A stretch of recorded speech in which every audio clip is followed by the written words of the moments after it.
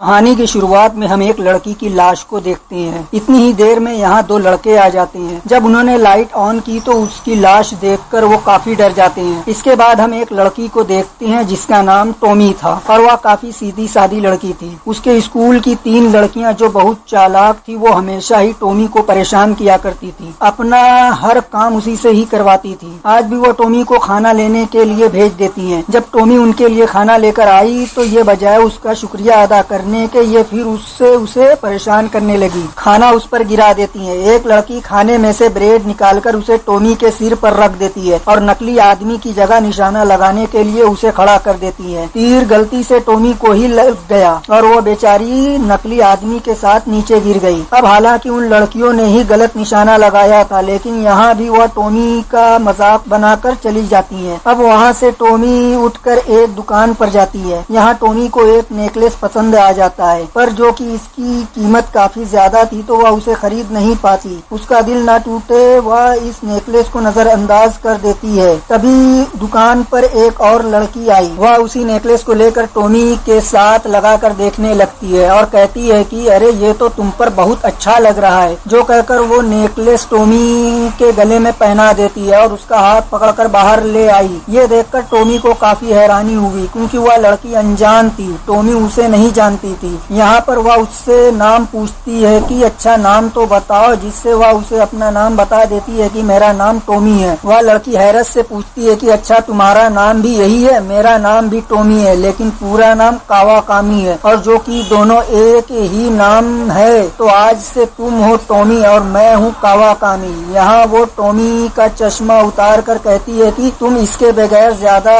प्यारी लगती हो, कोशिश करो कि अपना चश्मा उतार ही दो। घर आकर टॉमी उसकी बातों के बारे में सोचने लगती है और जब वह शीशे में खुद को देखती है तो यहाँ अपना चश्मा हटाने का फैसला करती है। फिर वह अपनी माँ की तस्वीर के सामने मोमबत्ती जलाती है, जिससे हमें पता चलता है कि काफी साल पहले टॉमी की माँ की मौत हो चुकी है। फिर जब उसके डैड आए तो वह और टॉमी मिलकर खाना खाते हैं। दोनों के बीच के ताल्लुकात अच्छे नहीं है, वे एक दूसरे से बहुत ही कम बात करते हैं। अगले दिन टॉमी स्कूल से जब घर आ रही थी तो उसे वह तीन लड़कियां फिर से मिलती हैं जो दोबारा उसे परेशान करने लगती हैं, पर वह उन्हें नजरअंदाज करके घर आ जाती है और अपने डैड से कहती है कि आज मेरी दोस्त कावाकामी हमारे घर आ रही है, तो आप ऐसा करें कुछ देर के लिए घर से बाहर चले जाएं। टॉमी को लग रहा था कि अगर उसके डैड घर पर रहे तो दोनों को डिस्टर्ब करेंगे। अब उसके डैड बाहर जाने के लिए मान गए, पर जब वह अपने जूते पहन रहे थे तभी कावाकामी आ जाती है। उसे देखकर टॉमी के डैड काफी हैरान रह गए। वो भी काफी हैरान हुई, जो देखने से लग रहा था कि दोनों एक दूसरे को जानते हैं, पर उसके डैड नजरअंदाज करके वहाँ से चले गए। अब कावाकामी उसके कमरे को बड़े गौर से देखने लगी। ये देखकर टॉमी उससे कहती है कि शायद तुम्हें मेरा कमरा पसंद नहीं आया। कावाकामी उसके पास आकर बैठ गई और कहती है कि नहीं नहीं, ऐसी बात नहीं है, तुम्हारा कमरा बहुत प्यारा है। फिर उसका मूड ठीक करने के लिए वह टॉमी को किस भी करती है जैसे किसी छोटे बच्चे को करते हैं, जो देखकर टॉमी को काफी हैरत हुई। और यहाँ टॉमी अपनी लिखी हुई एक कहानी दिखाती है। असल में टॉमी हमेशा खोई रहती थी और सोच सोच कर अपने दिमाग में कहानियां बनाती रहती थी। कहानियों में वह खुद को ही रखती थी, यानी अपना कैरेक्टर इस्तेमाल करती थी। तब कावाकामी उसकी कहानियां पढ़ती और काफी अच्छे अच्छे आइडियाज देती। थोड़ी देर बाद टॉमी के डैड घर आ गए, जो दोनों के लिए केक लेकर आए थे। यहाँ कावाकामी उनसे कहती है कि तुमने शादी भी कर ली और तुम्हारी एक बेटी भी है, इतनी जल्दी सब कर लिया। अब ये सुनकर टॉमी के डैड को हैरत तो हुई, पर यहाँ पर उन्हें कुछ समझ नहीं आ रही थी कि वो ऐसी बातें क्यों कर रही है। पर कावाकामी गुस्से में वहाँ से चली जाती है। अब उसे नाराज जाता हुआ देखकर टॉमी को लगता है कि जरूर मेरे डैड ने ही उससे कुछ कहा होगा, इसीलिए वह उनसे पूछती है कि बताइए डैड, आपने मेरी दोस्त को क्या कहा, वो जो उनसे नाराज होकर चली गई। इस पर उसके डैड कहते हैं कि बेटा मैंने कुछ नहीं कहा उसे, पर टॉमी फिर भी अपने ही डैड से नाराज होकर चली जाती है। अगले दिन टॉमी और कावाकामी पूरे शहर की सैर करते हैं। उन्होंने बहुत इंजॉय किया, जिसके बाद थक हार कर वो एक पेड़ के नीचे आकर लेट जाती हैं। यहाँ कावाकामी उससे पूछती है कि तुम्हें मुझ में क्या पसंद है।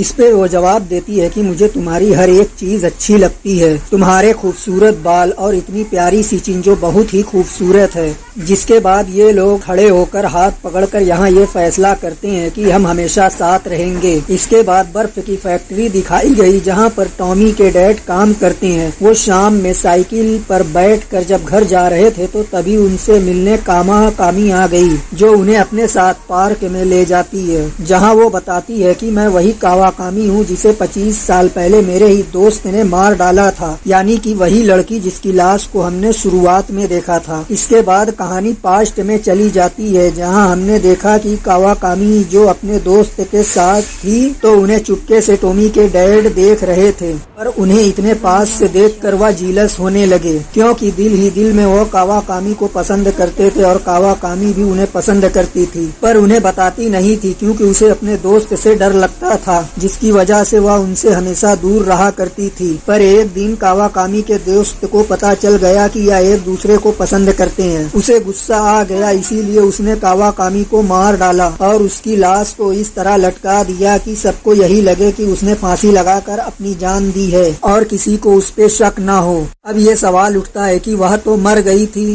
पर इतने सालों के बाद जिंदा कैसे वापस आ गई? इसका जवाब हमें आगे मिलेगा। अब कहानी प्रेजेंट टाइम में वापस आती है, जहाँ कावाकामी टॉमी के डैड से कहती है कि क्यों ना हम आज भी वैसे ही प्यार करें जैसे पुराने दिनों में किया करते थे। मतलब कि वह उनसे दोबारा ताल्लुक बनाना चाहती थी, जो उस वक्त नहीं बन पाया था। वह उनके गले से लग जाती है। टॉमी के डैड को देखने से लग रहा था कि वह उसकी बातों में आ गए हों, अपना कंट्रोल खोकर उसकी तरफ खींचते जा रहे हों। घर आकर वह अपनी वाइफ यानी टॉमी की माँ का सारा सामान जलाने लगते हैं, जो देखकर टॉमी को बहुत बुरा लगता है और वह अपने डैड को ऐसा करने से मना करती है, पर उसके डैड कहते हैं कि अब मुझे इस सामान की जरूरत नहीं है। अगले ही दिन से उसके डैड में तब्दीली आ गई और वह जॉगिंग शुरू कर देते हैं और साथ ही एक्सरसाइज भी शुरू करते हैं, जिनमें कावाकामी भी उनकी मदद किया करती थी। ऐसा लग रहा था कि वो ये सब उसी के लिए ही कर रही हो, ताकि वो जवान बना रहे और फिट रहे। वो अजीब बर्ताव करने लगी, क्योंकि टॉमी जब घर में आई तो पूरे घर में अंधेरा था। हालांकि लाइट भी थी। वह इस बारे में अपने डैड को बताकर लाइट जलाने का कहती है, लेकिन उसके डैड तरह तरह के बहाने बनाकर इस बात को टालते रहते थे और लाइट नहीं जलाते हैं। अब रात के वक्त टॉमी जब अपने कमरे में पढ़ाई कर रही थी तो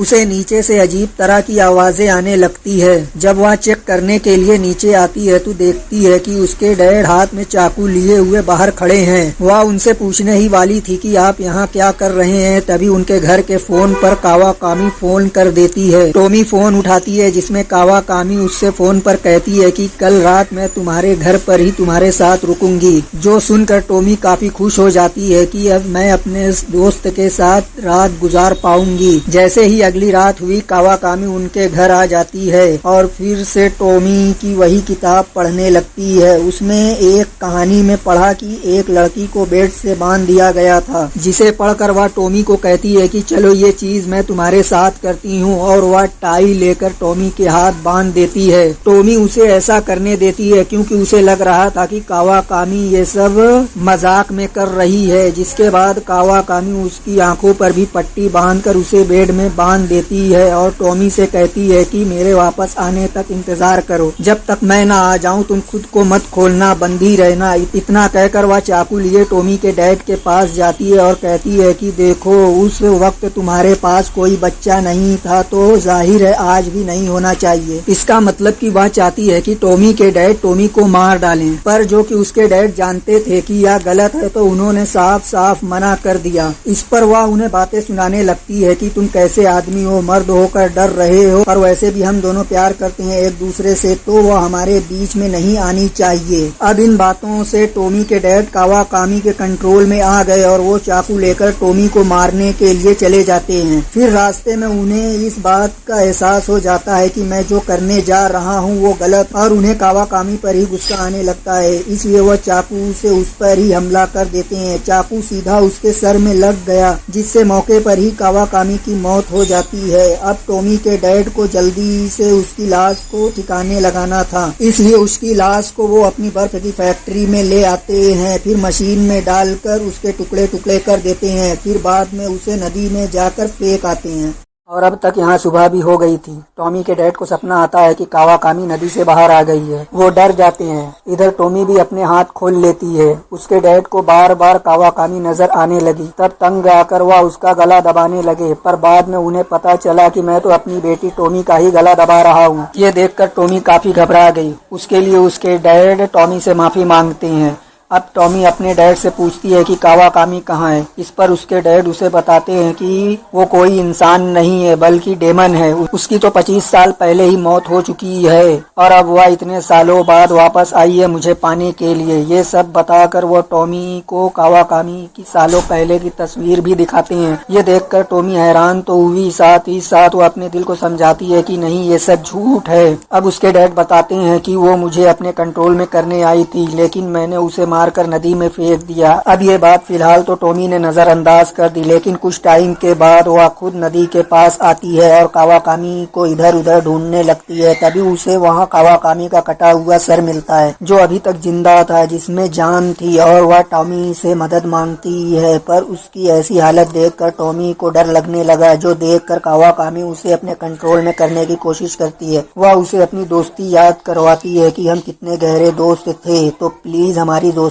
के लिए ही मेरी मदद कर दो ना। पर अब टॉमी उसकी बातों में आ जाती है और उसके सर को उठाकर गले से लगा लेती है और वह उसके सर को एक सुनसान जगह पर बने घर में ले गई और उसके सर को तकिए पर रख देती है। और वह उसके सर को ऐसे समझ रही थी जैसे कि वह छोटा बच्चा हो और टॉमी उसे बच्चों वाला खाना भी खिलाती, वह भी अपने हाथों से। शाम को टॉमी जब अपने घर आई तो देखती है कि उसके डैड की हालत अभी भी काफी खराब है, क्योंकि उन्हें कावाकामी की आत्मा बार बार दिखाई दे रही थी। अगले दिन टॉमी बच्चों की मार्केट जाती है और वहाँ से कावाकामी के सर के लिए बच्चों जैसे कपड़े खरीद कर लाती है, क्योंकि अब कावाकामी का शरीर रीजनरेट हो रहा था, यानी फिर से पैदा हो रहा था। पर उसका ये नया शरीर इंसानों वाला नहीं था, बल्कि वो एक क्रिएचर लग रही थी। टॉमी एक माँ की तरह उसका ख्याल रखती थी, जैसे उसे गोद में उठा लिया करती थी, उसे नहलाती थी और बहुत ख्याल रखती थी। दोपहर को जब वह उसे बाहर घुमाने लेकर गई तो तभी एक औरत उसे देखकर काफी डर गई। वो डर से चिल्लाने लगी। रो रो कर वो वहाँ से भाग जाती है। टॉमी उसे लेकर आगे बढ़ती है तो परेशान करने वाली एक लड़की उसे देख लेती है। उसके साथ कावाकामी को भी देखकर वो काफी हैरान रह गई। इस बारे में वो अपनी बाकी दोस्तों को भी बताती है, पर वो इस बात पर यकीन न करते हुए इसलिए गुस्सा करने लगते हैं कि इतने दिन हो गए हैं उन्होंने टॉमी को परेशान नहीं किया है। अब जब वो कावाकामी के कपड़े बदल रही थी तो उसके बदलते जिस्म को देखकर टॉमी की हालत अजीब होने लगी, क्योंकि वो इतनी बदसूरत लग रही थी कि उसे देखकर टॉमी की हालत खराब होने लगी। इसलिए वो उसे लेकर छत पर आ जाती है और उसे गले से लगाकर कहती है कि प्लीज मुझे माफ करना, पर आइंदा से मैं तुम्हारा ख्याल नहीं रख सकती। अब ये सुनकर कावाकामी यहाँ अपना असली चेहरा दिखाने लगती है और कहती है कि मैं कौन सा तुम्हें दोस्त मानती हूँ, मैं तो दोस्ती निभाने का सिर्फ नाटक कर रही थी, क्योंकि सच में मैं एक बार मर चुकी हूँ, पर रीजनरेट होना चाहती थी ताकि तुम्हारे डैड को हासिल कर सकूं। अब ये सुनकर टॉमी को यकीन हो जाता है कि उसके डैड सही कह रहे थे। इस पर वो कावाकामी से कहती है कि मैं ही गलत थी जो अपने डैड की बात नहीं मानी। तुम वाकई एक डीमन हो, कोई इंसान नहीं हो, इसलिए तुम कभी भी इंसान जैसी नहीं हो सकती। अब ये सुनकर कावाकामी को गुस्सा आ गया और वो उसके बाजू पे दांत काट लेती है, जिससे वो टॉमी के हाथ से छूटकर बिल्डिंग से नीचे गिर जाती है। अब इन सारे सूरत हाल में टॉमी काफी दुखी हो गई और वह वहीं बैठकर रोने लगती है। अब अगले दिन परेशान करने वाली तीनों लड़कियां टॉमी से मिलने उसके घर जाने लगी और खुद ही दरवाजा खोलकर वो तीनों अंदर आ जाती हैं। टॉमी के डैड उनसे पूछते हैं कि आप लोग कौन हो और यहाँ क्या करने आई हो, तो इस पर वो लड़कियां उनसे कहती हैं कि हम टॉमी के दोस्त हैं और बस उसी से मिलने आए हैं।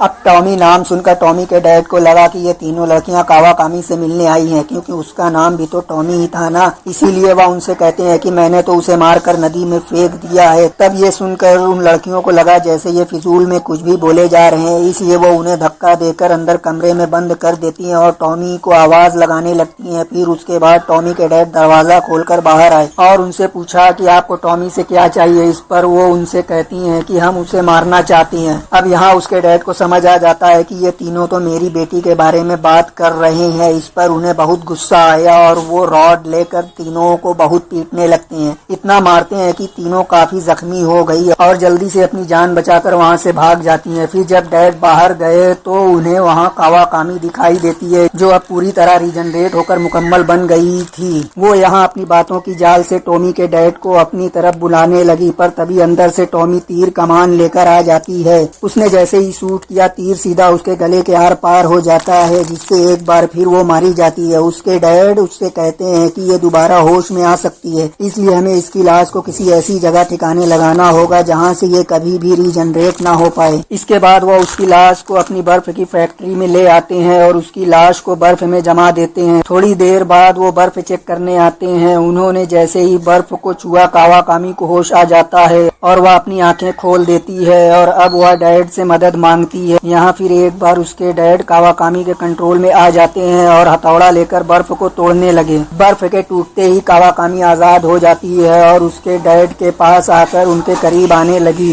ये देखकर टॉमी अपने डैड को समझाती है कि डैड, यह इंसान नहीं डिमन है और हमें इसके कंट्रोल में नहीं आना है। और अब अपना नाम डिमन सुनकर कावाकामी को गुस्सा आ गया और वह एक औजार लेकर टॉमी को मारने के लिए चली जाती है। उससे बचने के लिए टॉमी लगातार भाग रही थी, मगर कावाकामी भी उसका पीछा नहीं छोड़ती, हर जगह जा रही थी और फिर उसे पकड़कर औजार से उस पर हमला करने की कोशिश करती है। इसी बीच टॉमी के हाथ कोई औजार लग जाता है, जिससे वो कावाकामी पर हमला कर देती है। उसके ऊपर जोर से मारती है, जिससे कावाकामी वहीं गिरकर बेहोश हो जाती है। फिर टॉमी जल्दी से अपने डैड के पास जाती है और तुरंत वहाँ से निकलने का कहती है, पर तभी यहाँ कावाकामी आ जाती है, जो टॉमी के डैड को हुक्म देती है कि अपनी बेटी को मार दो। अब जो कि उसके डैड कावाकामी के कंट्रोल में थे, इसलिए उन्होंने टॉमी को जबरदस्ती एक फ्रीजर रूम में बंद कर दिया और बाहर से उन्होंने ताला लगा दिया था। और फिर फ्रीजर को चलाकर कावाकामी से कहते हैं कि ये जल्दी फ्रीज होकर मारी जाएगी, जो सुनकर वो काफी खुश हो गई, जोर जोर से हंसने लगती है। अब डैड आकर उसका हाथ पकड़ लेते हैं